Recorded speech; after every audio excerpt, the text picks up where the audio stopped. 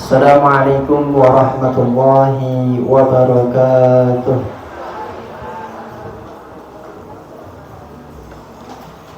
Alhamdulillah, alhamdulillahi rabbil alamin.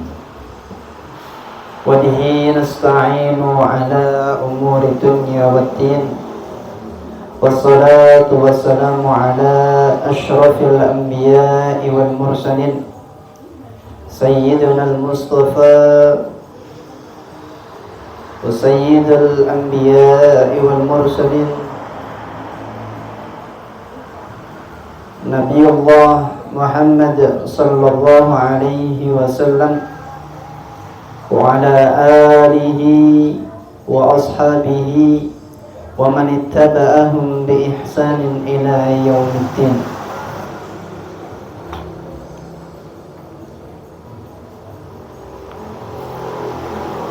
أشهد أن لا إله إلا الله وحده لا شريك له وأشهد أن محمدا عبده ورسوله لا نبي ولا رسول بعده.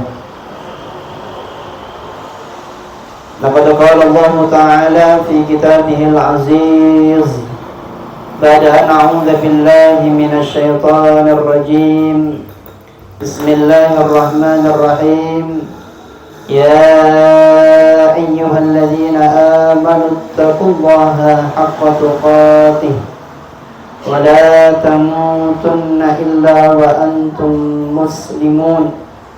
وقال أيضا يا أيها الذين آمنوا اتقوا الله وقولوا قولا سديدا يصلح لكم أعمالكم ويغفر لكم ذنوبكم ومن يطع الله ورسوله فقد فاز فوزا عظيما.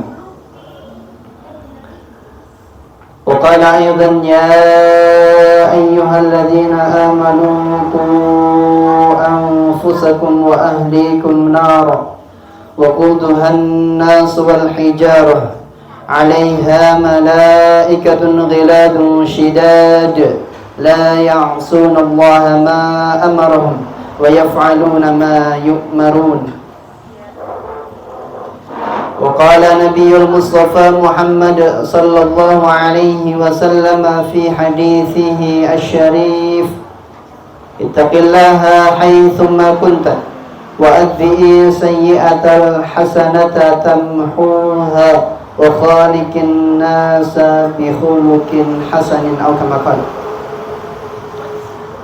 وقال أيضا في رواية كل مولود يولد على الفطرة فأبواه يهاودانه أو يماجسانه أو يناصرانه أو كما قال.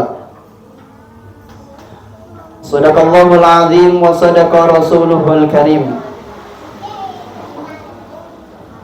أيها الإخوة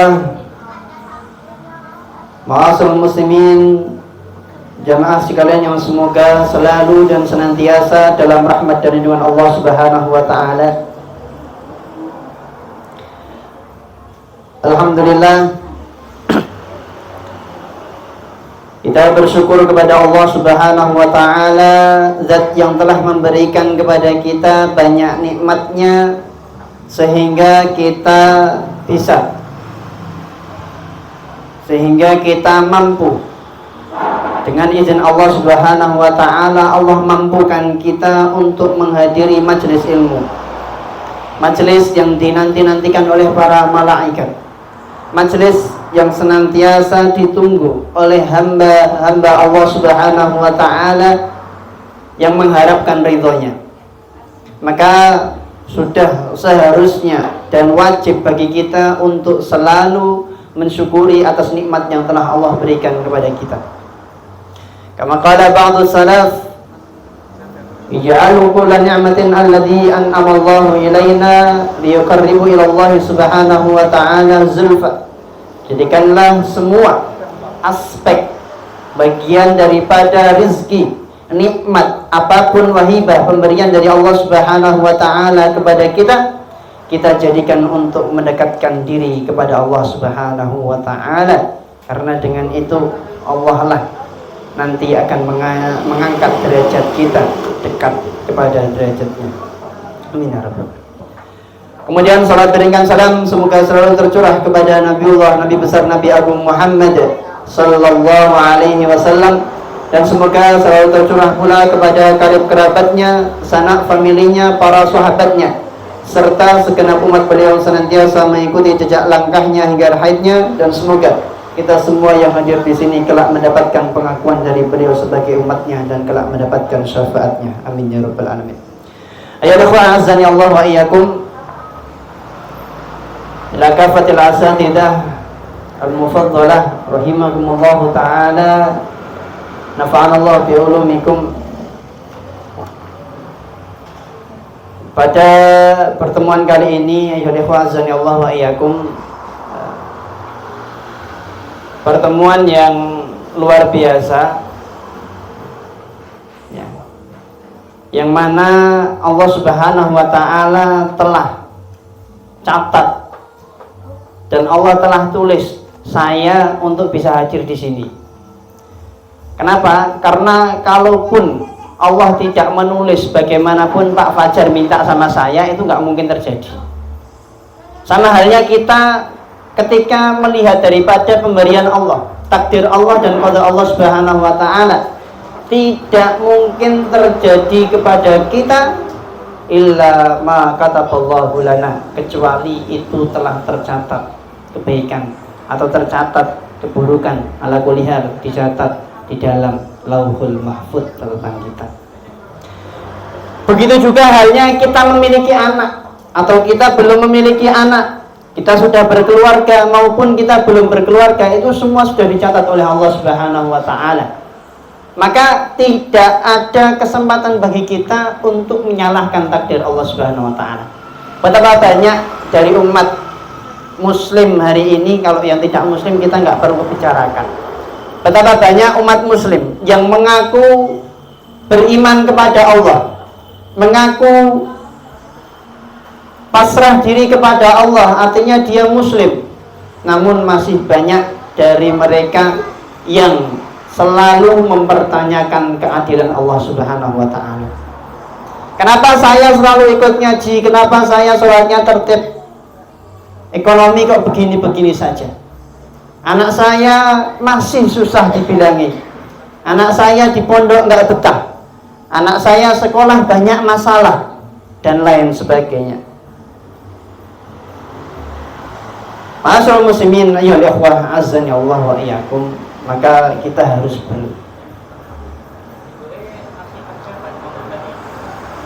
sadar, artinya kita sadar kepada Allah Subhanahu wa ta'ala bahwa semua yang telah Allah gariskan kepada kita itu ada hikmah di balik itu semua.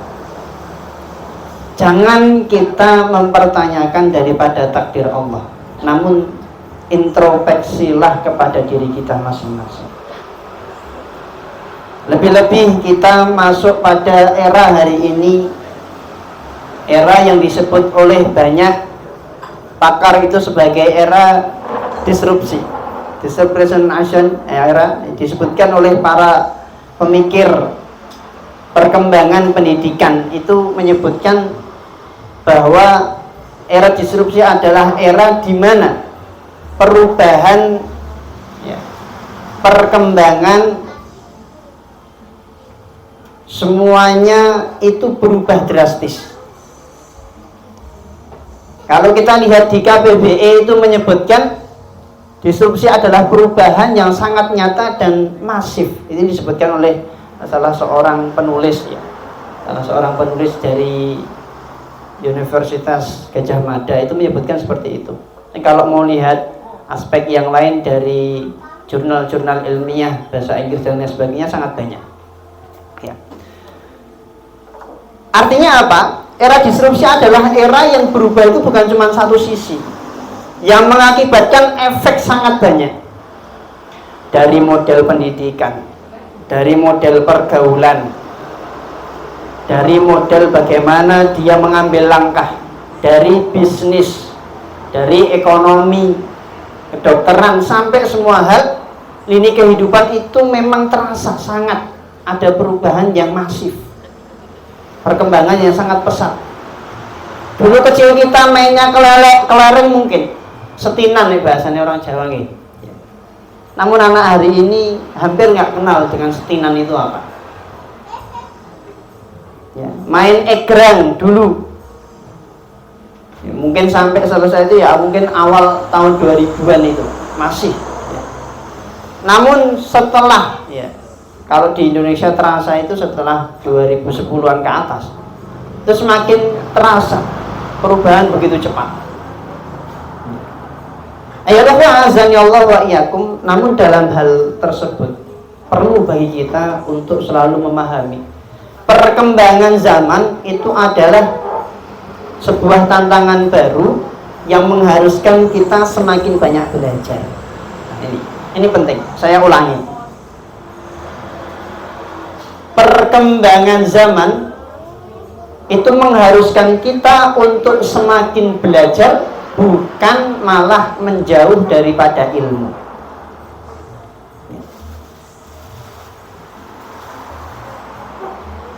Dalam hal ini itu penting untuk kita sadari bersama. Belajar terutama bagi orang tua itu adalah kewajiban yang sangat penting, kewajiban yang aini, terutama dalam pendidikan, ya. Terutama dalam pendidikan. Kenapa? Kita harus sadar pertama, anak kita dilahirkan oleh Allah Subhanahu wa Ta'ala. Itu disebutkan oleh Rasulullah SAW, kullu mauludin yuladu 'alal fitrah. Setiap dari hamba Allah yang dilahirkan ke muka bumi itu dalam keadaan fitrah. Ini perlu untuk dicatat ya. Apa itu fitrah? Itu kalau kita mungkin zakat itu di setiap Ramadan, itu di akhir Ramadan ada zakat fitrah ya, berupa beras. Kalau dulu mungkin pakai gandum dan lain sebagainya.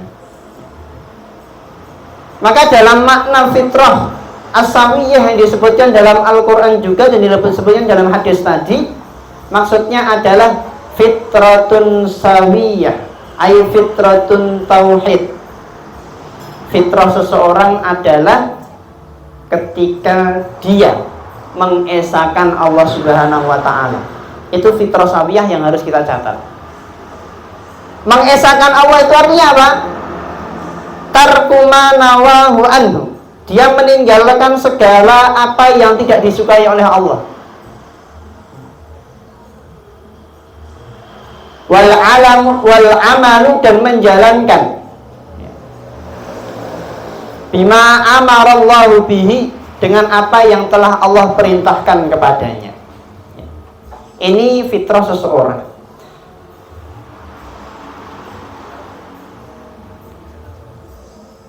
Artinya ketika Rasulullah SAW menyampaikan, ketika ada salah seorang sahabat bertanya, wahai Rasulullah SAW, ya, dengan apa saya bisa menjadi barometer mau jalan amal soleh atau tidak, amalan itu mau dikerjakan atau tidak, ya. Maka Rasulullah pernah menyampaikan di dalam asar, ya, disebutkan, ya, riwayat disebutkan di sini adalah istafti qalbak, periksalah hatimu.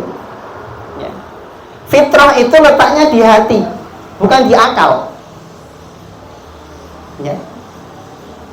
Kalau akal sesuai dengan fitrah itu baik, tapi ketika akal tidak sesuai dengan fitrah itu buruk.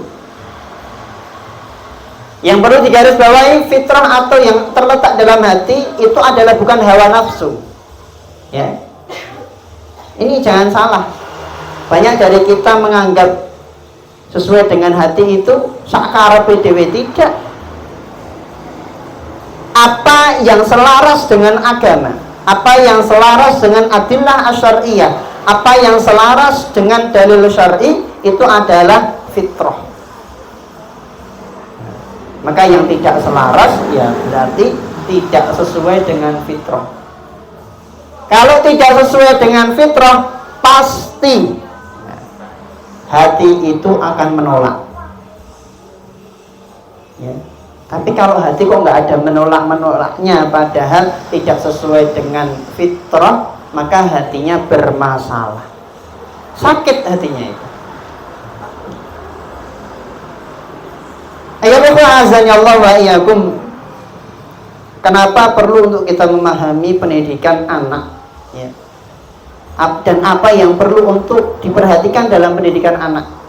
Beberapa waktu yang lalu kita mengkaji kitabnya Al-Imam Ibnu Qayyim Al-Jauziyah, ya, yang berjudul Tuhfatul Maudud fi Ahkamil Maulud. Al-Imam Ibnu Qayyim Al-Jauziyah rahimahullahu taala itu beliau lahir tahun 691 Hijriah. Itu kira-kira sudah berapa lama dari kita hari ini? Sekarang berapa Hijriah? 1447. Itu berapa tahun yang lalu? Dihitung saja. Itu beliau lahir tahun 691. Beliau meninggal wafat tahun 751. Umur beliau kurang lebih 50 berapa tahun itu? 55 kurang lebih. 50-an lah, 58 atau 2. Ayolah azanillahu wa iyyakum. Beliau sudah menulis kitab ini, dan ketika saya baca dan kita kaji dan banyak para masyayikh itu mengkaji, ini sangat realistis dengan masa hari ini.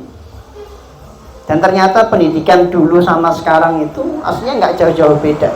Cuman ada beberapa perubahan, terutama dalam digitalisasi, ya, dalam metodologi pembelajaran, kenakalannya berbeda dan lain sebagainya. Itu ketika kita mengacu ke sana, insya Allah, ya, itu ada nilai positifnya.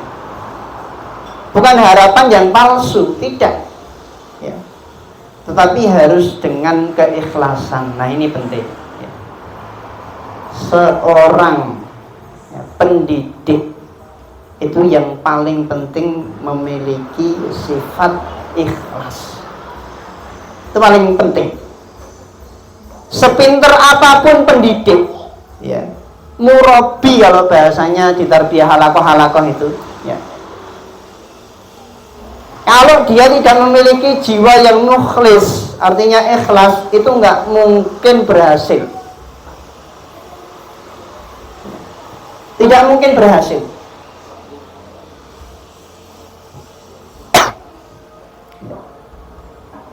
Kembali kepada kitab tadi yang kita kaji itu, Tuhfatul Maudud, ya, saya ulangi biar nanti kalau ada yang mau nulis, mau cari terjemahnya, saya belum pernah dapat, ya. Kalau Arabnya banyak kalau mau nyari di Google, ya. Tuhfatul Maudud fi Ahkamil Maulud. Itu kitabnya kurang lebih 500 sekian halaman. Itu beliau menyebutkan, ya, kenapa kita kok harus sebagai orang tua itu harus mempelajari ilmu pendidikan untuk anak, ya. Beliau menyebutkan qala Abdullah ibnu Umar, ini sebagai prolog saja, ya. Qala Abdullah ibnu Umar, salah seorang sahabat mulia al-jalil, ya, Abdullah ibnu Umar radhiyallahu taala anhuma. Ini anak daripada Al-Umar bin Al-Khattab radhiyallahu taala anhu Al-Faruq. Itu beliau menyampaikan. Disebutkan di dalam keterangannya Al-Imam Al-Baihaqi di dalam Syu'abul Iman, ya, fi Syu'abil Iman, beliau menyebutkan adib ibnak. Ini pesan penting. Ajarilah, didiklah anakmu dengan sebaik-baik pendidikan. Artinya di sini adalah adab. Ini pertama, ya. Fa innaka mas'ulun anhu, karena sesungguhnya engkau itu akan dimintai pertanggungjawaban atas pendidikan anakmu nanti. Ini yang berat. Saya ulangi, sesungguhnya kita nanti akan dimintai pertanggungjawaban oleh Allah atas pola pendidikan yang kita berikan kepada anak kita. Bukan anak kita yang diminta pertanggungjawaban dulu kepada Allah Subhanahu wa taala atas apa yang diperbuat orang tua kepada anaknya, namun orang tua dulu yang dimintai pertanggungjawaban. Bukan anak ditagih. Nak, kamu kok durhaka kenapa? Ya. Enggak, tapi yang ditanya itu orang tuanya dulu. Kita yang ditanya itu. Yang akan ditanya oleh Allah adalah pertanggungjawaban kita. Maka beliau menyebutkan, "Madza adabtahu?" Bagaimana engkau memberikan adab kepada anakmu? Bagaimana engkau mengajari adab kepada anakmu? Itu pertanyaan luar biasa. Ya. Wa madza 'allamtahu, dan apa yang engkau ajarkan kepada anakmu? Wah, bisa demikian.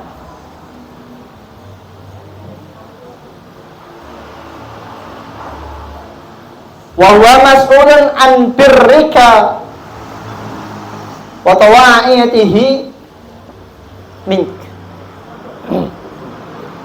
Nah, ayo lagi.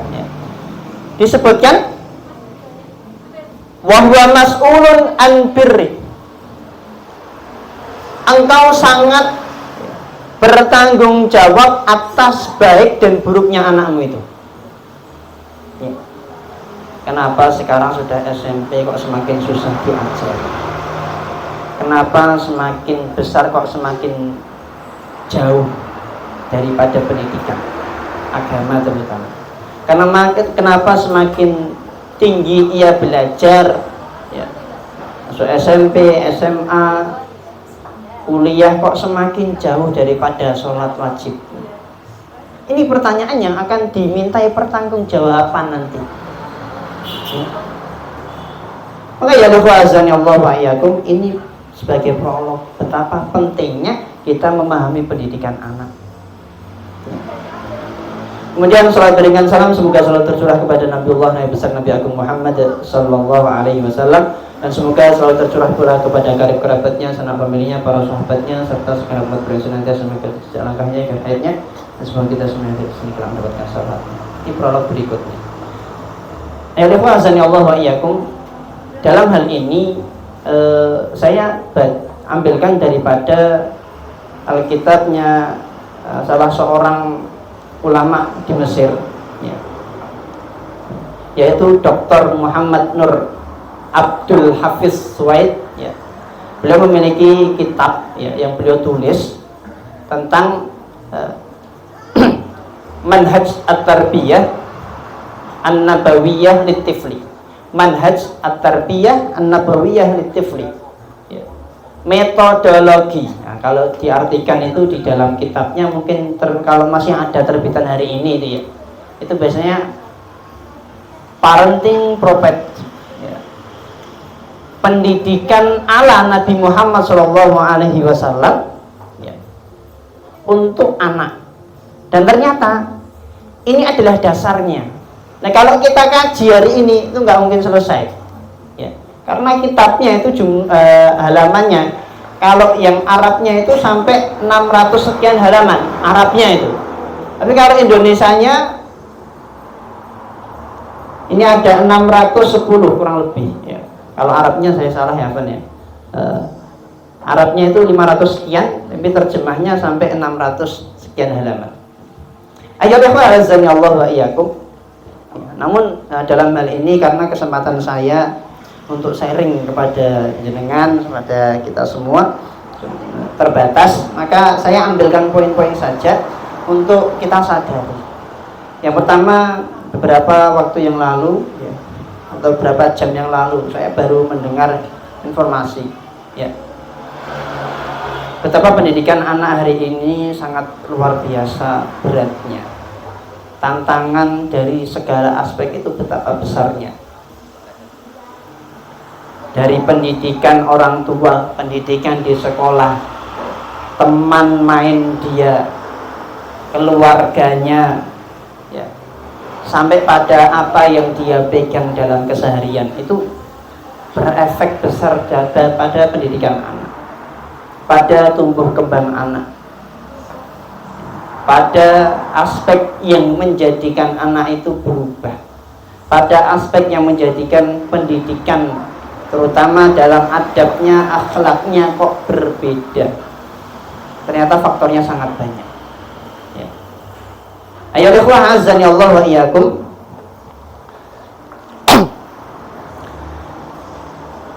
Ada sebuah wawancara Ini yang kalau kita dengarkan, mungkin kalau mau nyari di YouTube ada. Itu wawancara bersama dengan Dokter Richard, mualaf beliau. Itu adalah ada seorang ibu-ibu, ya, itu diwawancarai. Sampai kalau judulnya itu, ya, dia nggak mau sholat, dia trauma dengan sholat karena sesuatu. Ya. Kok bisa trauma dengan sholat? Kenapa bisa sampai trauma dengan sholat? Ternyata singkat cerita, dia dikabarkan karena dia ada kebiasaan sekolah anaknya itu 5 hari, ya, Senin sampai Jumat. Ini disebutkan baru usia 7 tahun, ya.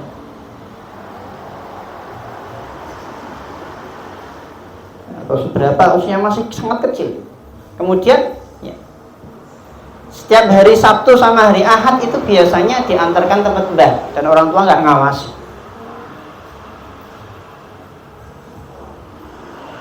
Kemudian beberapa bulan setelahnya itu dikabarkan anaknya,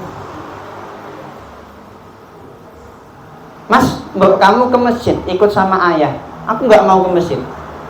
Sholat sama ayah. Aku nggak mau sholat. Padahal awalnya dia rajin ke masjid, ikut mbahnya ke masjid, ikut utinya ke masjid. Maka orang tua itu kaget, kenapa kok bisa seperti ini?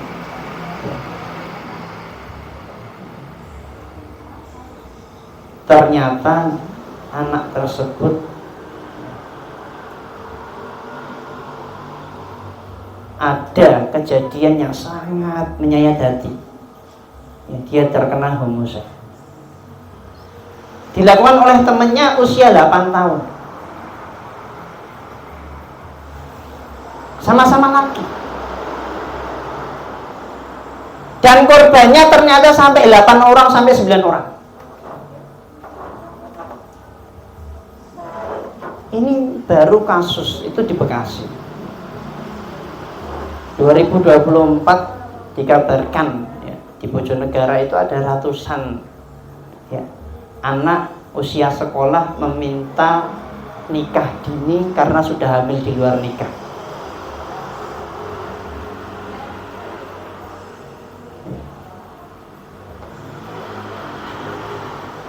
Ya. 30%-nya anak di bawah usia, ada yang menyebutkan 19 tahun. Ada bahkan beberapa waktu yang lalu, ya, anak usia SD.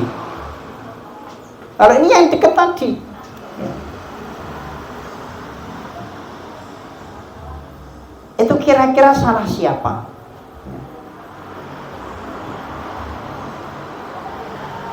Itu kira-kira tanggung jawab siapa? Ya, terutama paling utama itu adalah tanggung jawab orang tua yang memiliki anak itu. Artinya yang Allah berikan rezeki kepadanya anak. Dan terus, kok kabeh dimintai pertanggungjawaban, dia sudah nggak punya anak saja. Nah, ini dizam sama Rasulullah SAW.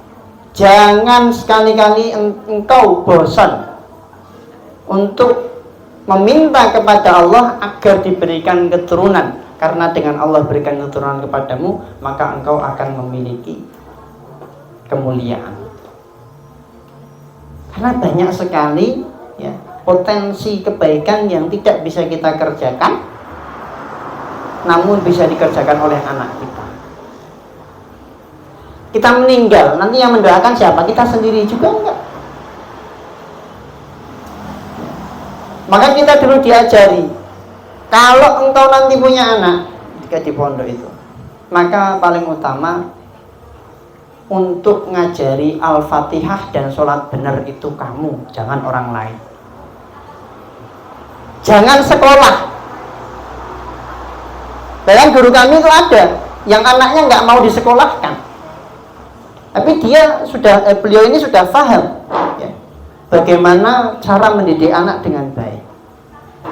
nggak disekolahkan, ya sudah di rumah saja homeschooling. Tapi hak-hak anak harus dipenuhi. Ya. Kenapa kok sholat Al-Fatihah itu harus dari orang tua? Karena setiap anak itu membaca Al-Fatihah, setiap anak itu sholat, itu pahalanya kepada kita semua. Loh, kalau yang ngajari guru, ya pahalanya dipek guru. Walaupun nanti tetap ada rembelan-rembelan untuk orang tua juga, tapi jauh. Maka ini penting. Ayo ikhwan azani Allah wa iyyakum.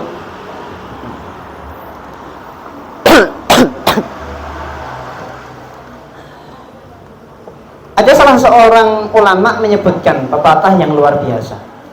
Nih, artinya ini syair yang asarnya masyhur di kalangan para ulama. Ya.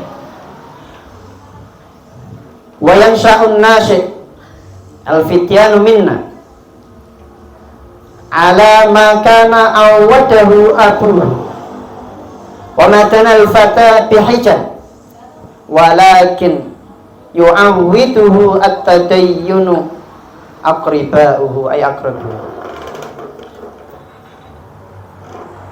wa yansa'un nasyi'ul fityanu minna. Tumbuh kembangnya seseorang dari kita semua ala makana awwadahu abuhu, berdasarkan apa yang telah dibiasakan oleh orang tua. Ini penting. Tumbuh kembangnya anak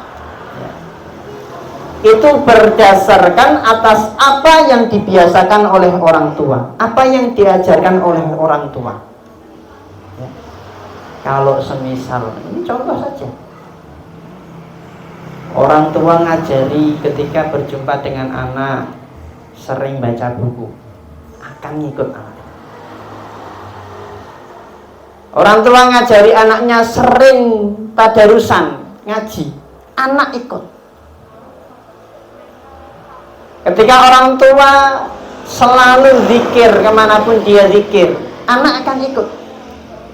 Ma'awadahu abuhu, apa yang menjadikan orang tua itu mengajarkan kebiasaan kepada anak.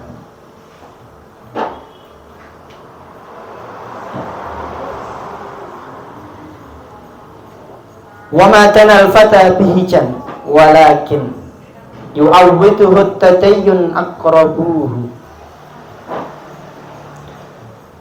Dan orang itu nggak mungkin ya tiba-tiba menjadi baik, itu tidak mungkin. Pasti ada efek yang membiasakan dirinya sehingga menjadi baik.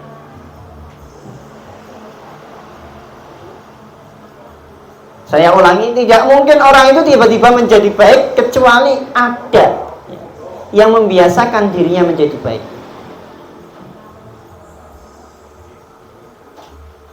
Maka goal daripada orang disebutkan baik itu apa? Maka akhir wafatihi yahtatimu bi husnil khatimah. Ketika akhir hayatnya itu ditutupi dengan husnul khatimah. Ayo ikhwan azzani Allah wa iyyakum.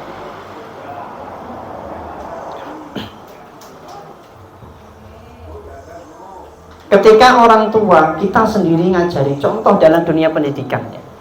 Karena saya ngurusi di SDIT Arisalah, saya mengkaca kepada sekolahan saya saja.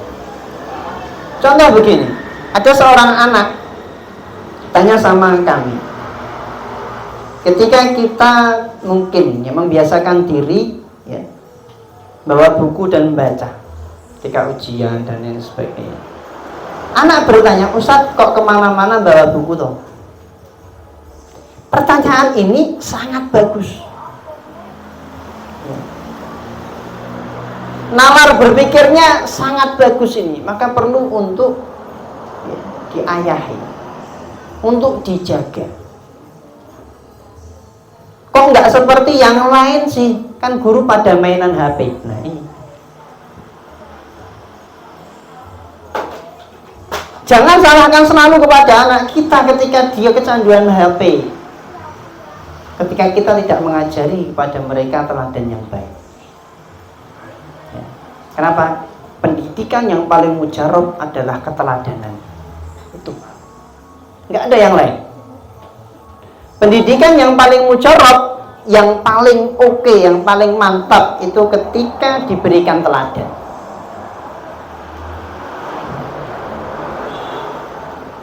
Kenapa anak kita itu ketika main HP umpet-umpetan?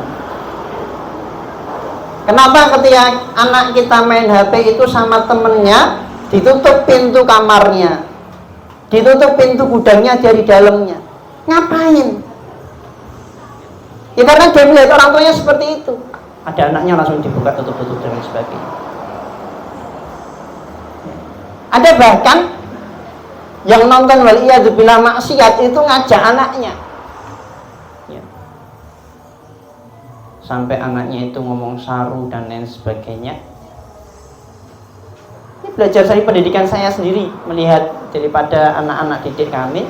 Itu kenapa dia memiliki WA. Dalam percakapan dengan temannya itu selalu membiasakan dengan kalimat-kalimat yang buruk.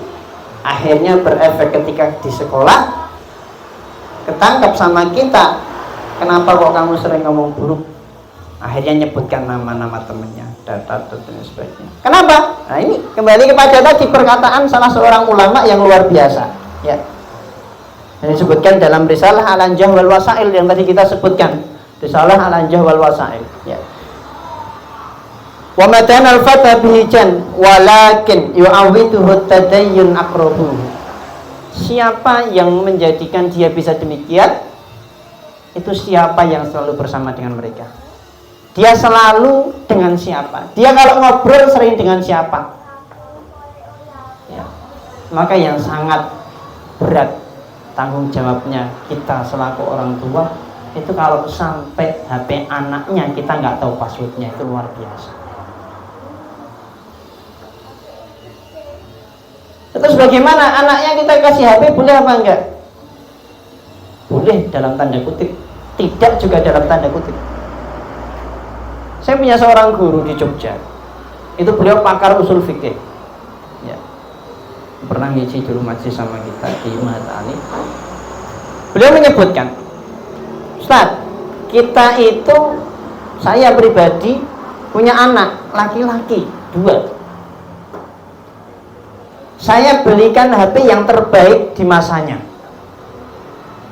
pada anak itu. Tapi dengan syarat harus ada kebiasaan baik yang dia miliki. Apa itu? Membaca buku dan presentasi di depan orang tua. Usia berapa Ustaz? Anak saya usia 2, kelas 2 SD. 7 tahun, 8 tahun, 9 tahun. Satunya yang besar Ustaz, baru 10 tahun. Kenapa bisa? Karena dibiasakan oleh orang tuanya. Dan sebelum dia memberikan HP, ya orang tua itu memberikan HP, itu diajak anaknya. Nah, Abah mau belikan HP sama kamu. Tapi kamu sudah tahu belum kegunaan HP? Itu diajari dulu. Bukan tiba-tiba anak ngerengek minta HP langsung dibelikan, enggak seperti itu.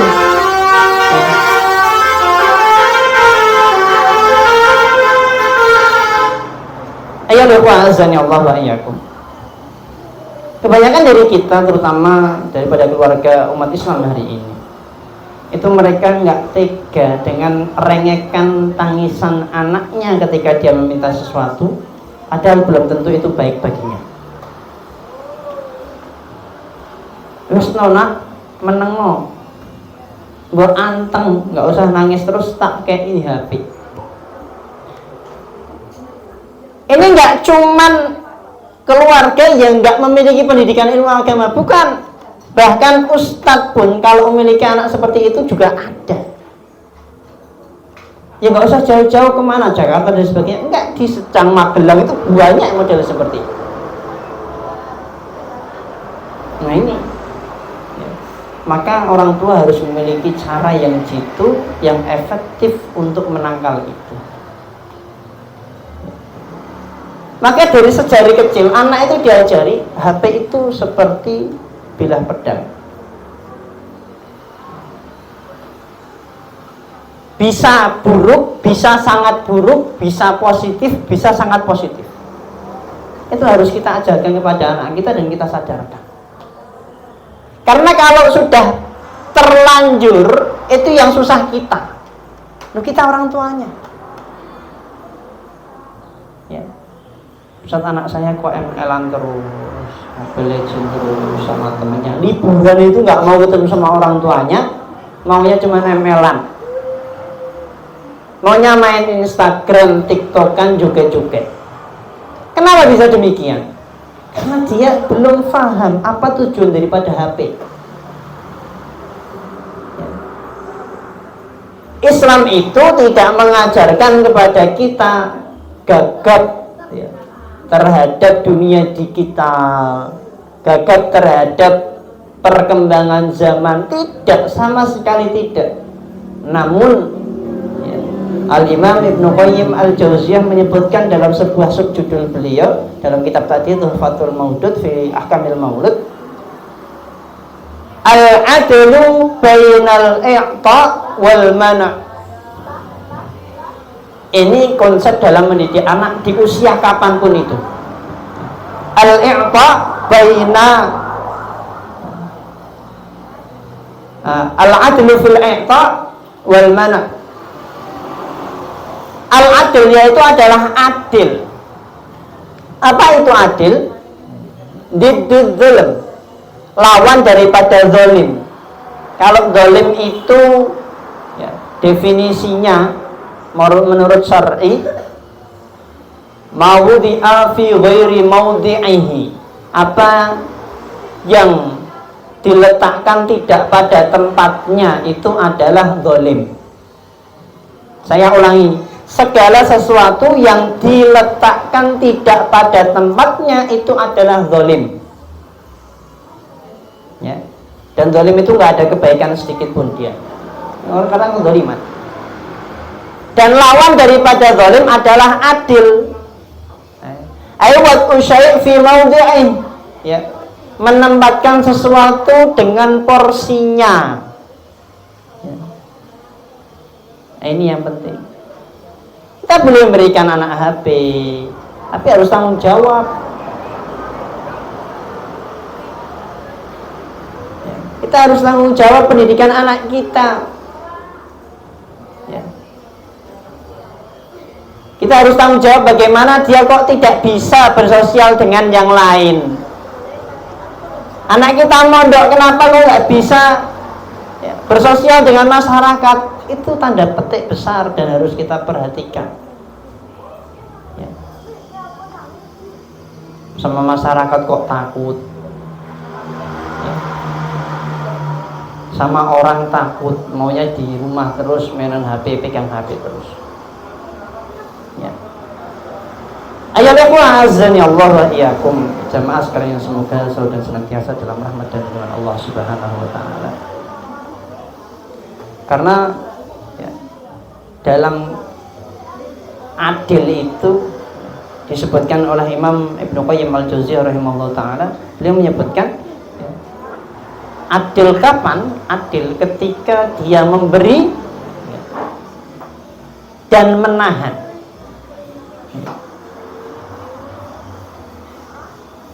Adil dia memberi dan menahan, artinya apa?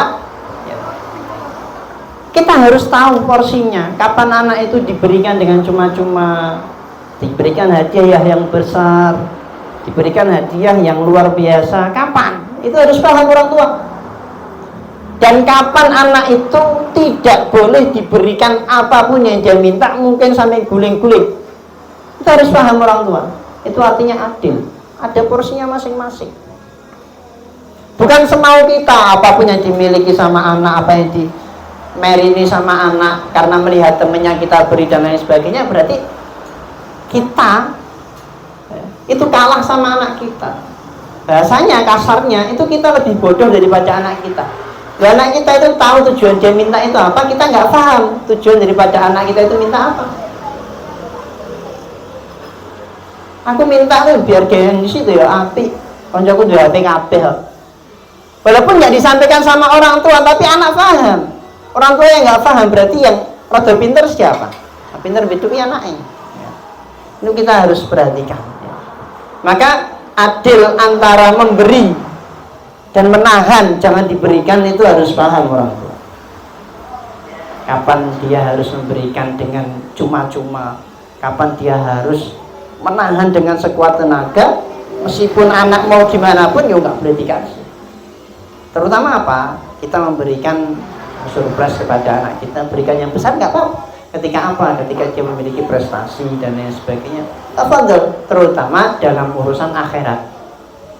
Dalam urusan dunia MTK 100 dapat mungkin ya dikasih buku yang tebal dan lain sebagainya untuk koleksi di perpustakaan pribadi dia, itu bagus ya. Dia sudah selesai menghatamkan 30 juz Dhabtan Taman ya. Bisa duduk sekali duduk dalam 30 juz itu diberikan hal yang besar, nggak kasih motor apa, tapi harus paham dan diberikan pemahaman. Karena ada teman saya itu hafal 30 juz, kemudian diberi hadiah sama orang tuanya motor kendaraan CB baru. Berapa minggu setelahnya kecelakaan.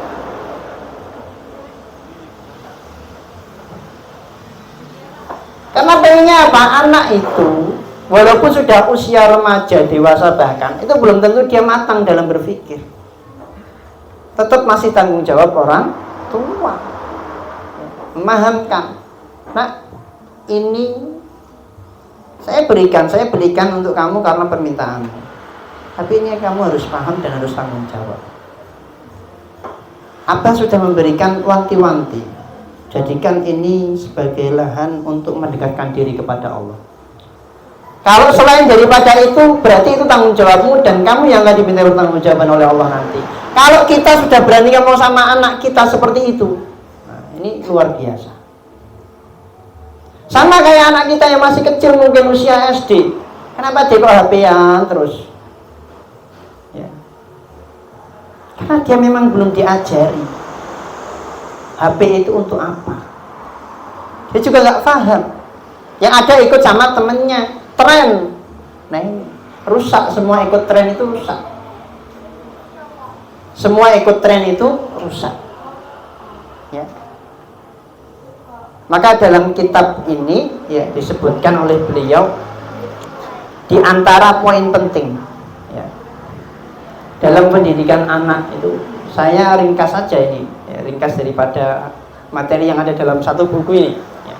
Kalau penjabarannya setiap tema itu ada banyak penjabarannya, mungkin kapan-kapan dibahas nggak apa-apa, tapi untuk hari ini paling tidak saya akan memberikan gambaran secara garis besar saja ya. Dalam pendidikan, apa yang perlu untuk orang tua ajarkan kepada anaknya? Saya ringkas ada 9 poin. Saya ringkas ada 9 poin. Yang pertama dan yang paling utama dan tidak ada yang lebih utama dari ini adalah mendidik anak kita bagaimana memiliki akidah as-salimah, akidah yang benar.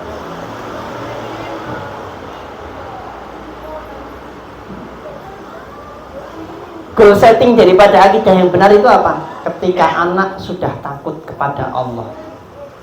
Nak, kamu kenapa kok pakai kerudung? Baru keluar sebentar saja, nanti saja pakai kerudungnya. Contoh ada tukang ojek lewat, ya, beli penol. Ya. Itu mau beli penol enggak? Beli, sana keluar, beli, dikasih uang. Sebentar bah, mau ngambil kerudung dulu. Padahal baru usia 7 tahun, 8 tahun. Loh kenapa kamu kok nggak langsung lari aja sebentar itu, keburu pergi? Enggak, saya takut sama Allah Subhanahu wa taala, nanti apa yang akan menjadi bertanggung jawab saya nanti. Ini goal daripada pendidikan akidah. Ya. Maka ini sangat berat. Menumbuhkan seperti ini itu sangat-sangat berat. Ya. Kalau tidak diawali dari yang nol dulu. Ya. Dalam akidah itu apa saja poin yang penting? Kita mengajari kepada anak bagaimana cinta kita paling nomor satu itu kepada Allah. Nggak ada yang lain. Kemudian yang kedua kepada Sayyidul Anbiya wal Mursalin Nabiyuna Muhammad sallallahu alaihi wasallam. Kepada Allah, kepada Rasulnya. Baru yang ketiga bukan sama orang tua, nanti dulu. Ya. Yang ketiga itu sama perjuangan Islam. Nah ini yang ketiga ini yang sering dilupakan. Dan ini yang menjadi tolak ukur penting dalam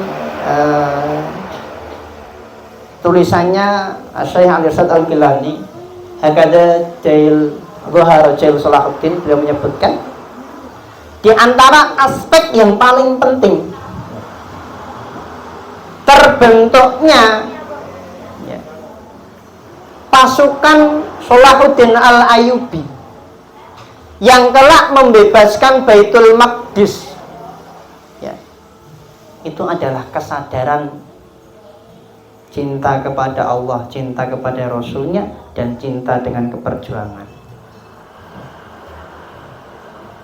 Nah sekarang kok Palestina enggak bebas-bebas, Baitul Maqdis masih di cengkraman Yahudi Israel lanatullah alaihim. Kenapa?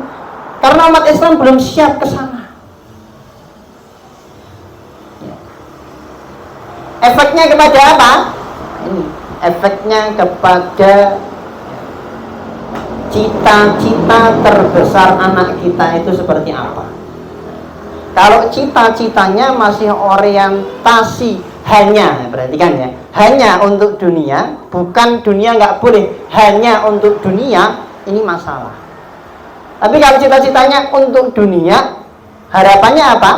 Untuk bermanfaat kepada makhluk yang lain, bermanfaat agar kita Allah masukkan ke dalam jannah atas cita-citaku itu. Nah ini sudah luar biasa. Tapi kalau masih orientasinya dunia saja, itu berarti masih perlu untuk dikuatkan lagi. Ayo rebuah azan ya Allah wa iyyakum. Mungkin obrolan dulu kalau para sahabat pun ada yang obrolannya gini, apa cita-citamu besar ke depan? Ini cita-cita di dunia, bukan cita-cita di akhirat. Dan pertanyaan mayoritas hari ini itu cita-cita di dunia, bukan cita-cita di akhirat. Maka ada yang mau jadi dokter, ya monggo, mau jadi pilot dan lain sebagainya, monggo. Tapi kalau nah ini kita tanya sama anak kita, itu harusnya orientasinya akhirat. Ya, para sahabat dulu ada 3 sahabat yang sedang bercengkrama depan Masjidil Haram, tanya, apa angan-angan besarmu nanti? Saya mau jadi raja, terbukti. Saya mau jadi ini dan itu.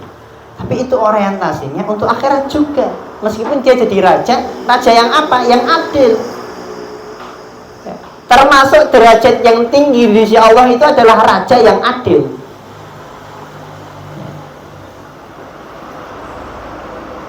Ada yang biasa-biasa saja. Saya hanya tujuannya untuk, ya mungkin ada orang yang biasa, saya tujuannya hanya untuk mendapatkan ridha Allah. Apapun yang saya kerjakan, selama itu menjadi bagian daripada wasilah mendapatkan ridha Allah, saya akan kerjakan. Apapun potensi saya, apapun posisi saya, kalau tidak menyebabkan saya dimurkai sama Allah, saya akan jalankan. Itu orientasi akhirat. Kalau orientasi dunia, nah saya kalau nggak gini gimana, gini gimana. Nah, itu. Ini yang pertama, akidah. Yang kedua, al-ubudiyah, ibadah. Nah, ini. Akidah anak harus benar. Bukti daripada akidah itu dengan ibadah as-salimah, ibadahnya yang benar. Ubudiyah itu ibadah. Sholatnya bagaimana? Ya. ketika Rasulullah menyebutkan alimu auladakum bisolah fisabr, alimuhum fisabr, ajarkanlah anakmu sholat itu sejak umur 7 tahun. Artinya apa? Diajarkan itu bukan hanya sekedar materi. Ini sekarang rata-rata pendidikan itu hanya mengejar materi. Bagaimana guru itu bisa menyampaikan ilmunya kepada anaknya, setelah itu nggak ada tanggung jawab. Padahal pendidikan yang hakiki adalah ketika dia mengajarkan, dia berusaha semaksimal mungkin untuk apa yang dia ajarkan itu diterapkan oleh anaknya. Ada pelajaran sholat yang baik itu seperti apa, tapi nggak pernah dikontrol, ya nggak jadi. Ya, maka tarbiyah, mendidik, itu disebutkan mendidik ketika ada yang namanya iqab, punishment. Ya, punishment untuk menyadarkan, bukan untuk menyakutkan atau nakut-nakuti anak. Ya. Penting punishment itu. Kenapa? Ya. Disebutkan oleh Rasulullah SAW, fadribuhum fil asr. Ya. Kalau anak itu susah dikandani sholat, maka pukullah dia dengan cambukan, disebutkan dalam keterangan yang lain, ketika umurnya sudah 10 tahun. Nah, KDRT sekarang kena undang-undang perlindungan anak. Ada guru menertibkan anak karena sholatnya nggak baik, dipenjara, didenda 50 juta. Itu yang salah siapa? Pendidikan di dunia, pendidikan di Indonesia terutama. Padahal acuan pendidikan di Indonesia itu apa?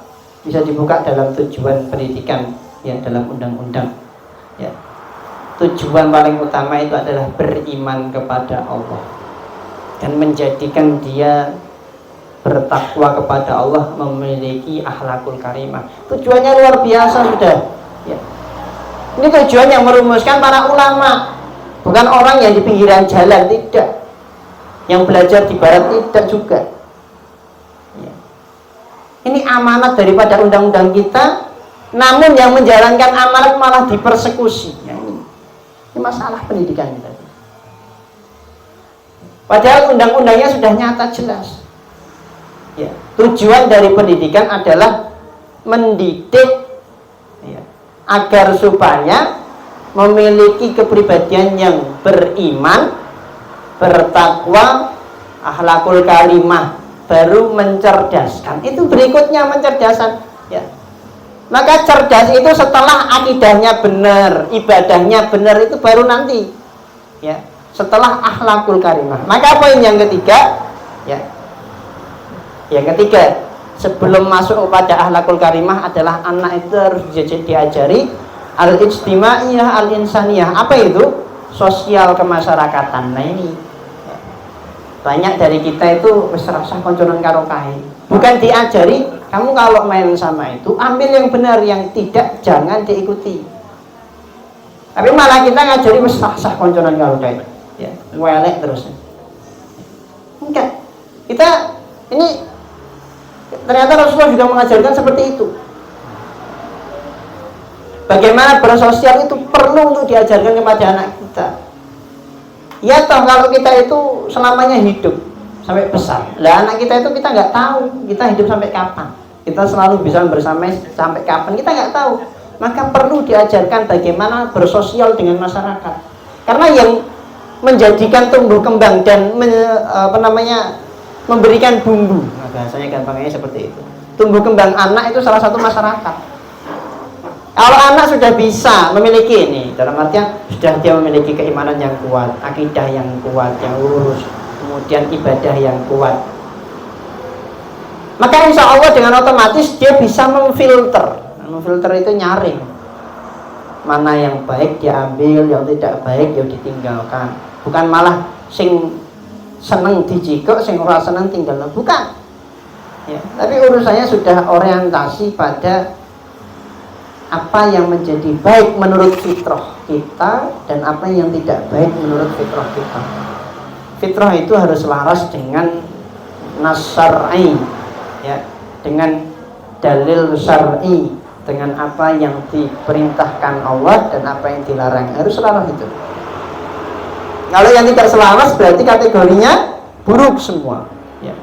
Selaras apa yang diperintahkan oleh Allah berarti itu hal yang baik. Tidak selaras dengan apa yang diperintahkan oleh Allah berarti semuanya buruk. Ya.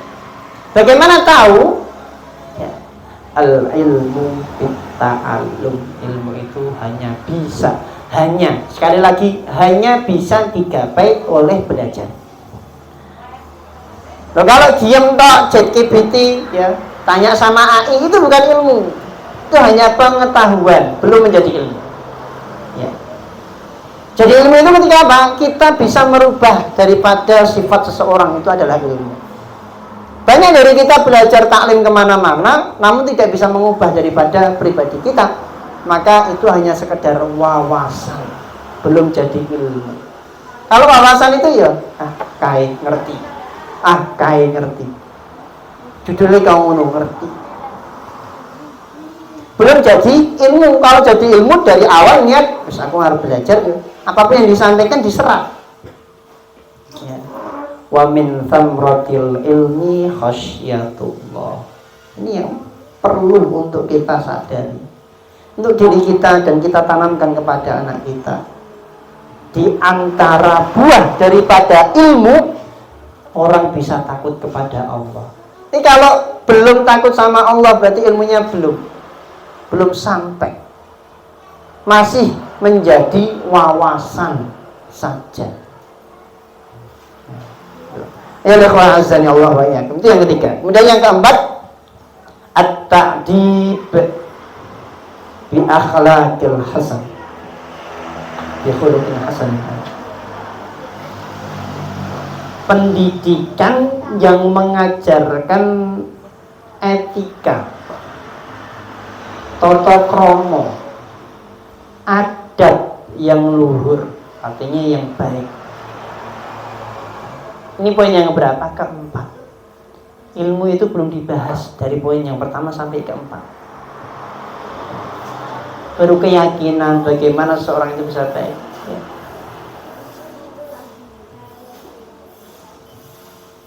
Akhlak anak baik itu sangat manis ketika kita melihatnya. Ketika dia jalan, dia nggak sombong. Ketika ada orang tua, dia nyapa. Ya. Dipanggil orang tua, ini yang sangat mencolok. Dipanggil orang tua, hehehe, Mas, bu, enggak, tapi nggak sampai. Apalagi sedang mainan HP, kosak-kosik. Padahal kita mungkin sudah pernah mendengar, wala taqul lahumma uffin wala tanharhumma wa qul lahum qawlan kariman waqfid lahum janaha dzal-nar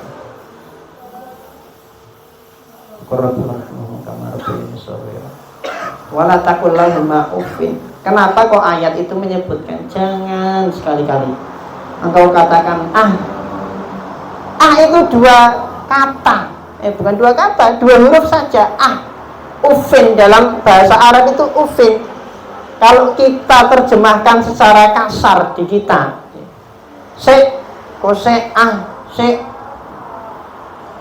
kalau orang tua sudah minta sama kita, jangan sampai kita ngomong kosak-kosik. Kenapa? Karena itu akan ngefek kepada anak kita. Pasti. Ya. Karena kedurhakaan orang tua dengan orang tuanya itu sangat mengefek kepada hukuman yang Allah berikan kedurhakaan anaknya kepada dirinya. Kan orang tua kita itu bukan hanya kita yang sudah menikah. Mertua itu juga orang tua. Kalau kita memang belum mampu, jawab dengan baik ketika orang tua itu minta. Jangan malah memutuskan hubungan silaturahmi.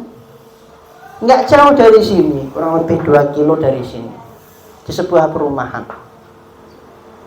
Saya malam-malam itu berkunjung di rumah salah seorang kiai. Mas, manggil sama saya Mas, bukan Ustaz, karena saya masih kecil. Ya.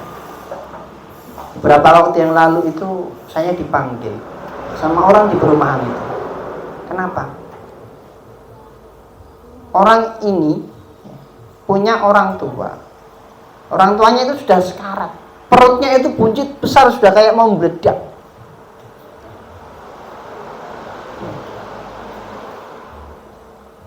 Sudah mau meletus dan badannya itu sudah menghitam. Itu nggak jauh dari sini. Dan ternyata itu bukan cuma sehari, sudah hampir seminggu katanya. Saya dipanggil itu, dimintai solusi. Ini orang tua saya seperti ini, bagaimana Pak Yai? Tidak pikir panjang. Kalau ini sakit kemudian dirujuk ke rumah sakit, nggak mungkin berhasil, nggak mungkin sembuh. Tetap ini tidak wajar dan pasti ada dosa besar yang dia kerjakan. Dan ternyata usut punya usut ditanya, bagaimana hubungan bapakmu ini dengan orang tuanya? Sudah putus lebih dari 5 tahun. Bagaimana dengan mertuanya? Kalau anaknya masih nyambung tapi dia nggak mau kontekan. Sudah berapa lama? Sudah lama, lebih dari 5 tahun juga, bahkan 10 tahun. Padahal rumah orang tuanya deket, jaraknya paling tidak ya 1 kilo lebih, kurang lebih segitu.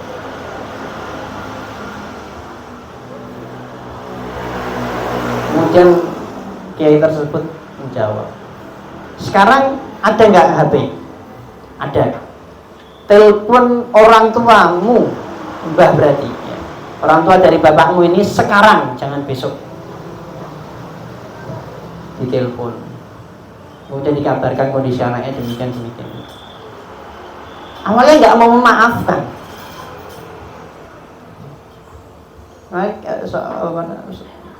Pak Kiai tersebut menyampaikan, kalau engkau nggak memaafkan, ini semakin memprihatinkan. Ini semakin kasihan orangnya. Ini toh juga anak kita, ya anak panjenengan. Kemudian akhirnya memaafkan, ibunya juga demikian, mertuanya juga ditelepon sama maaf.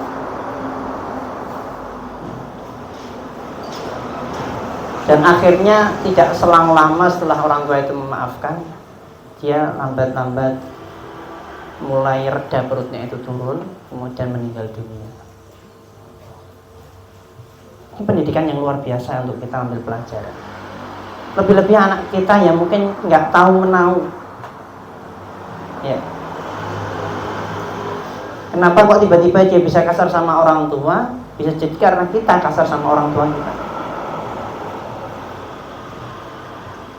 Atau efek kita nggak memberikan contoh kepada anak kita juga bisa. Maka potensi-potensi dari berbagai sisi yang perlu untuk kita gali agar kita semakin lebih baik. Allah a'lam bishawab. Berikutnya, ya. Ini belum pada pembajaran ya, masih pada poin-poin saja. Ya. Kemudian yang kelima, al-atifi, al-atifi awin nafsi ya. Artinya apa? Menumbuhkan perasaan. Perasaan pada anak, rasa kepada anak itu penting menumbuhkan. Dia punya rasa senang, dia punya rasa marah dan lain sebagainya. Itu perlu diajarkan kepada anak kita. Kapan kita boleh marah, kapan kita nggak boleh marah, kapan kita boleh bermuka masam, kapan tidak. Itu harus paham orang tua. Karena ini kita ngajar sama anak kita. Anak kok tiba-tiba merengut dan lain sebagainya, kalau nggak ada sebab itu nggak mungkin. Kalau diajari, berarti kan di rumah bagaimana ya, perasaan itu bisa sesuai dengan posisinya, sesuai dengan keadaannya. Kenakalan remaja anak hari ini itu rata-rata karena perasaan. Senang sama seseorang, akhirnya diajak pacaran sampai waliyadzubillah berzina. Itu banyak. Nggak usah jauh-jauh, mungkin tetangga kita, mungkin keluarga kita ada yang demikian. Akhirnya nikah baru 3 bulan kok sudah melahirkan. Nikah baru sebulan sudah melahirkan. Nikah baru 5 bulan sudah melahirkan. Kalau ditanya zina dan sebagainya, dia mungkin nggak ngaku. Ya. Ayo ikhwah azan ya Allah wa iyyakum. Ini yang perlu di manage, perasaan. Kita memanage perasaan anak, berarti kan kita harus paham psikologi anak seperti apa dan lain sebagainya. Perlu lagi kita belajar. Nggak cuma sekedar ikut kajian sekali, baru dipraktekkan, itu berat. Harus banyak belajar. Kemudian berikutnya,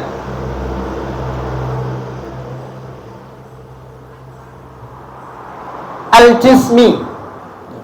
Al-jismi itu maksudnya apa? Mendidik anak memiliki kepribadian yang matang dalam hal olahraga, kalau di sini disebutkan membentuk jasadnya. Ya.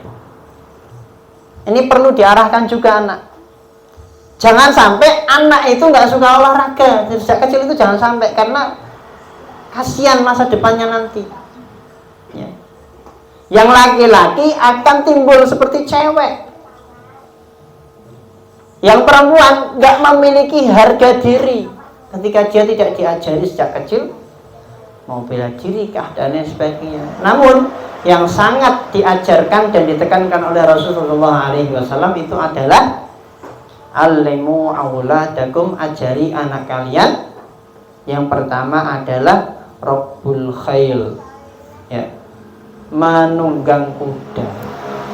Bisa nggak menunggang kuda hari ini digantikan dengan kendaraan hari ini? Bisa, tapi tetap banyak ketidaksesuaiannya. Kenapa? Dengan kuda itu kita diajari banyak hal.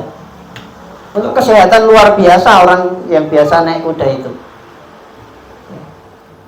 Bahkan ada pengobatan tradisional itu diobati dengan kuda, ada.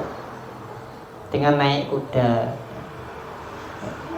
Kalau mungkin toh hanya untuk wirawiri, itu pakai mobil, pakai motor kita ajarkan pada anak kita, ya juga bagus, bukan berarti buruk, bukan. Tapi kalau kita implementasikan dengan pesan Rasulullah SAW, ajari anakmu dengan mengundang kuda, artinya ajari dia untuk menunggang kuda, itu ada nilai positif plus lebih yang banyak.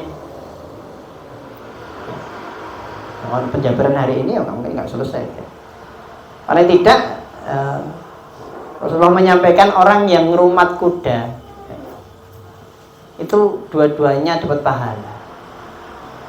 Yang menaiki dan kuda itu sumber pahala juga. Ya.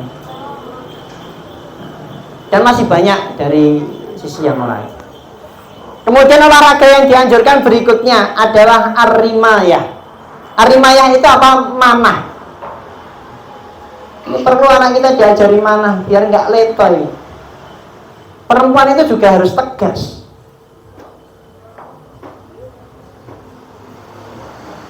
Ya.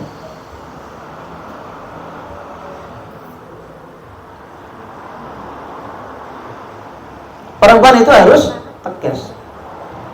Mungkin jangan lihat short video di berbagai hal. Itu anak ya, sekarang itu diajari sama sekali tidak tegas,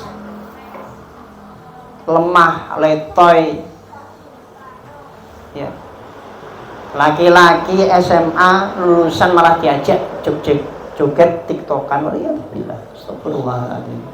Semoga Allah mengampuni gurunya dan anaknya, karena mungkin nggak tahu, orang tuanya juga. Allahumma hdihim, semoga Allah memberikan hidayah kepada mereka. Innahum la ya'lamun, mungkin bisa jadi mereka nggak paham, hanya ngikut tren, rusak semua ngikut tren itu. Ya. Karena Rasulullah menyampaikan almar'u ma'aman ahad. Ya, kita harus kenali juga anak kita itu cinta sama siapa, senang sama siapa, idolanya siapa, itu kita harus pahamkan. Karena Rasulullah menyampaikan kita itu nanti akan dikumpulkan oleh Allah bersama siapa yang kita cintai. Lah anak kita kalau cinta sama drakor sana, kira-kira kumpul sama mereka di mana? Mereka kalau nggak mukmin sampai akhir hayatnya, kumpulnya di neraka. Mau anak kita dikumpulkan di sana? Wal iyadu billah, jangan sampai. Ya. Dan ini banyak yang nggak paham, terutama orang tua. Seakan-akan cinta itu kabeh, sakarepe nggak apa-apa. Bukan. Kita harus paham siapa yang kita cintai, siapa yang kita jadikan idola. Biar kita selamat di dunia sampai akhirat. Kenapa? Karena orang cinta dengan sesuatu, cinta dengan seseorang, pasti kehidupannya diarahkan ke sana. Itu pasti. Orang kalau hobi seneng pemain bola, harapannya dia menghabiskan waktunya itu untuk main bola. Kalau ada orang cinta dengan ilmu, yang perlu kita ajarkan juga cinta dengan ilmu, walaupun ada efek negatif yang timbul bukan karena dirinya, tapi karena yang lain. Itu nggak ngerti wayah, tapi nggak masalah karena ilmu. Nggak ngerti wayah, waktunya tidur nggak tidur, baca buku dan lain sebagainya. Akhir matanya min dan lain sebagainya, itu masih mending. Ada positifnya. Kalau sampai menikah, ini contoh, kutub buku itu. Para ulama itu dulu menuliskan juga dalam kitab-kitab beliau pengalaman ketika sudah menikah, dia sibuk mengkaji kitabnya, istrinya cemburu, akhirnya bukunya dibakar. Bukan berarti istrinya itu nggak paham dengan ilmu, bukan, itu juga penuntut ilmu beliau. Tapi memang ini ada min plusnya. Artinya apa? Tapi min plusnya dalam belajar itu bukan negatif. Tetap ada porsinya masing-masing. Ya bisa dibuktikan ustadz-ustadz yang mungkin yang sering baca, yang sibuk dengan dakwah, itu mesti ujian paling berat dan paling besar itu di istrinya. Biasanya seperti itu. Nggak betah di rumah karena nggak bersama dengan suaminya terus. Banyak yang seperti itu. Akhirnya pengen cerai, ada. Bahkan ustadz nasional pun mendapatkan seperti itu juga. Jangankan ustadz, dulu para ulama itu juga seperti itu. Nikah itu sampai lupa dengan istrinya, itu ada. Tapi masih positif itu. Ada tujuannya untuk akhirat. Walaupun kalau istri minta cerai juga aslinya nggak salah, karena memang haknya nggak diberikan. Allah alam bisawab. Maka Imam An-Nawawi itu beliau karena sibuknya dengan ilmu, beliau nggak menikah sampai umur 45 tahun beliau meninggal dunia. Tapi ilmunya sampai sekarang itu kita rasakan. Sudah berapa tahun yang lalu? Selama buku beliau dikaji, ada Riyadhus Shalihin dan lain sebagainya. Nah itu Arba'in Nawawiyah dan lain sebagainya, itu ilmu dari beliau semua. Dapat pahala terus beliau dikaji. Ayat azani Allah wa iyyakum. Nah, kemudian yang terakhir adalah renang, ya. Ini yang diajarkan oleh Rasulullah SAW dan menjadi harus prioritas dalam olahraga itu tadi 3. Yang terakhir itu renang. Itu prioritas, anak itu harus bisa renang. Karena nggak selamanya itu daratan. Kita nggak tahu nanti kalau banjir tiba-tiba. Tiba-tiba anak kita ikut perang nggak bisa renang, ya repot. Maka perlu kita ajarkan sejak kecil. Dan ini untuk kesehatan, ya. Kalau secara medis mau dikaji, sudah banyak yang menyebutkan positifnya, sangat banyak. Secara medis baik, secara syar'i juga lebih baik, dapat pahala. Allah alam bisawab. Kemudian berikutnya yang ke-7, ini baru yang ke-7 ya. Yang tadi yang ke-6, sekarang yang ke-7. Al-ilmu. Kita ngajari anak atau mendidik anak itu bagaimana keilmuannya itu bisa tumbuh dan memiliki nalar berpikir yang kritis. Positif, itu bagus. Ini nomor 7 disebutkan di sini.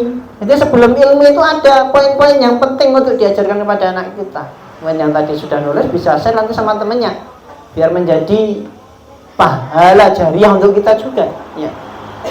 Itu pendidikan yang ketujuh, baru sampai ilmu, ya. Nah, dalam ilmu ini apa? Perlunya kita menumbuhkan cinta seorang anak kepada ilmu. Nah, ini yang berat, ya. Tadi membiasakan diri kita membaca.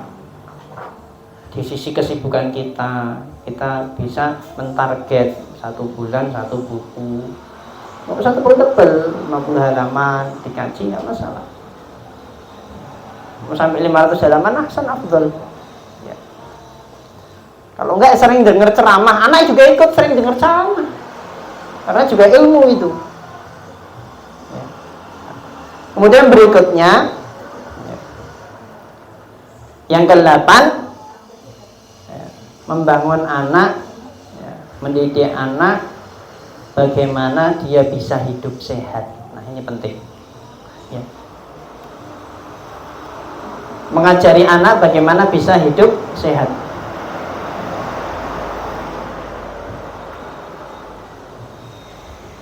Dalam Huququl Aulad, ya, di dalam kitabnya beliau Al-Imam Ibnu Qayyim al-Jauziyah yang tadi kita sebutkan, ya,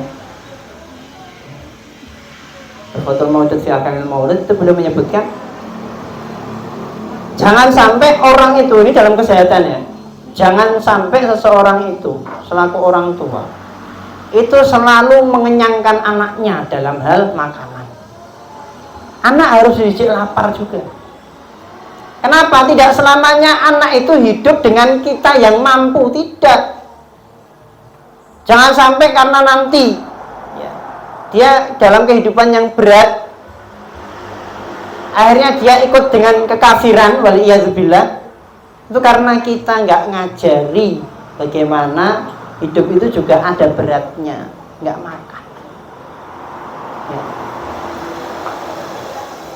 Dan hal yang berat itu yang dialami oleh saudara-saudara kita di tempat yang subur dengan kristenisasi. Dikasih mie 1 kerdus, pindah agama. Jangan mie 1 kerdus, banyak mie 1 kerdus itu. Ada yang cuman beras 1 kilo, 1,5 kilo. Kenapa? Karena nggak tahan lapar. Karena nggak pernah diajari. Yang awalnya dulu kaya, kemudian terkena musibah dari Allah Subhanahu Wa Taala, akhirnya pindah agama. Waliyadzubillah. Ini semoga keluarga kita terhindar daripada fitnah-fitnah tersebut. Ini perlu kita ajari anak kita itu hidup sehat seperti apa. Pagi mungkin yang laki dibiasakan push up, lari, ya. Itu hal yang penting, ya. Karena kalau push upnya nanti pas besar itu menyusahkan dirinya sendiri. Lihat katanya. Ya. Tapi kalau sejak kecil ya sudah terbiasa, bagus. Ya. Istiqomah dia sampai besar. Itu kesehatan perlu untuk kita didik anak kita. Kemudian poin yang terakhir, ya, yang disebutkan oleh beliau dalam kitab ini, ya, adalah tahdzibud dafi' al-jinsi at-tifal. Ini yang perlu untuk digarisbawahi dan untuk perhatian kita, ya. Tahdzibud dafi' al-jinsi at-tifal, mengarahkan kecenderungan seksual anak. Ini penting untuk kita arahkan, ya. Laki itu ya normalnya seneng sama cewek, cewek ya normalnya seneng sama cowok. Kalau yang kebalik itu waliyadzubillah, seneng cowok sama cowok, itu sangat rusak. Dan di Indonesia itu sudah ribuan yang ikut seperti itu. Indonesia itu, Magelang saya belum pernah dapat informasinya. Tetap ada potensi seperti itu, tetap ada. Ya, maka kalau di pondok itu ada kasus seperti itu, tetap ada. Tapi orang tua lah yang bisa untuk memberikan bela diri kepada anaknya. Artinya apa? Kalau kamu itu kok, ya, ada orang yang berlaku menjurus ke sana, itu kamu harus begini. Itu yang memberikan pendidikan siapa? Orang tua. Guru tuh kadang silap, walaupun di pondok malam hari, ya, tiba-tiba kok ada yang dekat-dekat, ya, Kalau zaman dulu ketika khilafah tegak, ya, Islam itu menjadi syariat, ya, di negara, maka hukuman pelaku homoseksual atau LGBT pada hari ini dikenal dengan LGBT itu dilemparkan dari, ya, tempat yang paling tinggi di daerah tersebut. Kalau ada yang lantai 10, ya taruh dari atas, dilempar. Dan harus disaksikan oleh banyak orang masyarakat sekitar. Untuk apa? Pelajaran. Nah, dan segala yang mengarahkan ke sana harus kita bendung, terutama hari ini kecanduan waliyadzubillah pornografi itu dari anak TK SD itu sudah banyak. Kadang kita silap, kita nggak tahu. Sudah banyak itu, sangat banyak. Dan tadi kasus yang di Bekasi itu awal mulanya karena melihat itu. Dan dia nyoba-nyoba. Yang salah siapa? Yang bertanggung jawab siapa? Luar biasa, sudah hancurnya dia. Nah, kalau mungkin seandainya berani Indonesia itu memberikan peraturan tidak boleh menyebarkan foto yang membuka aurat, itu luar biasa. Ini sudah terjadi hanya di Imarah Islam Afghanistan, di Taliban di sana berlaku. Nggak boleh menyebarkan foto yang membuka aurat. Sudah berlaku di sana. Ketahuan, itu penjara, denda, hukumannya keras. Itu. Ya likhwazani Allah wa iyyakum, apunten, ya, memang mulainya agak molor, ya. Sudah masuk waktu zuhur. Alhamdulillah afwan, kita memang agak molor waktunya karena memang pembahasannya agak panjang. Dan ini saya ringkas baru sedikit banget, masih judul. Kalau penjabaran secara per judul ini ya bisa berjam-jam. Ya. Intinya selalulah kita berusaha untuk menjadi orang tua yang terbaik untuk anak kita, agar supaya hisab kita di hadapan Allah nanti ringan. Ketika kita menjadi pendidik, jadilah pendidik yang terbaik untuk anak didik kita, karena mereka akan mengenang kebaikan kita dan kita akan ringan hisabnya nanti di sisi Allah Subhanahu wa taala. Dan terakhir, ya, jadilah kita orang yang selalu melihat pada potensi baik kita, jangan selalu melihat potensi buruk kita dan orang lain, karena dengan kita selalu melihat keburukan orang lain itu menyusahkan diri kita sendiri. Kita salah, kita banyak beristighfar kepada Allah, dan ketika kita baik dan benar selalu banyak bersyukur kepada Allah. Jangan jumawa, jangan merasa lebih dari yang lain, karena iblis diusir dari surga karena merasa lebih baik daripada yang lain. Wal'iyadzubillah, wallahumma fiq ila aqwamit thoriq. Saya kira cukup. Kalau pertanyaan saya harap tidak ada. Walaupun ada, tapi tetap di luar saja. Kenapa? Karena pembahasan seperti ini intens dan perlu dengan detail. Karena urusan pendidikan itu nggak bisa pertanyaan apa harus jawab ABC, itu nggak bisa. Tapi perlu untuk kasuistik, melihat pada yang terjadi aslinya itu seperti apa. Itu. Allah alam besok kita tutup dengan hamdalah dan doa kafaratul majlis. Alhamdulillahirabbil alamin. Subhanakallahumma bihamdika asyhadu an la ilaha illa anta astaghfiruka wa atubu ilaik. Allahumma fiq ila aqwamit thoriq. Sekian dari kami, kurang dan lebih yang mohon maaf, ya. Ada tutur kata yang salah dari saya sendiri, astagfirullahaladzim li wa lakum wa lisa'il muslimin min kulli dhanbin. Allah Subhanahu wa taala. Allahumma fiq ila aqwamit thoriq. Wallahu a'lam bissawab. Assalamualaikum warahmatullahi wabarakatuh.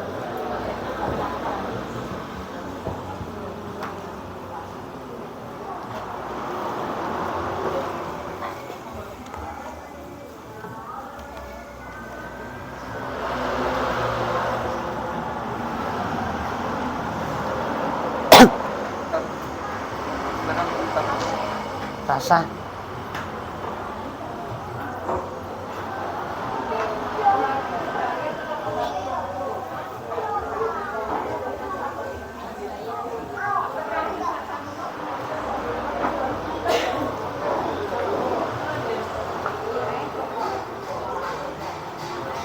Panas ini.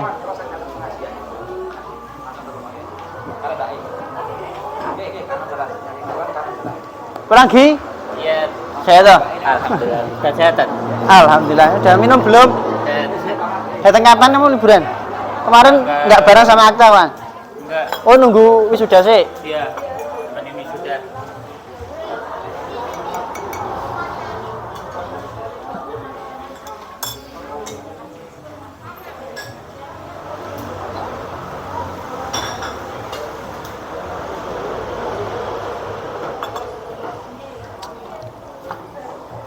Apa ini, Pak?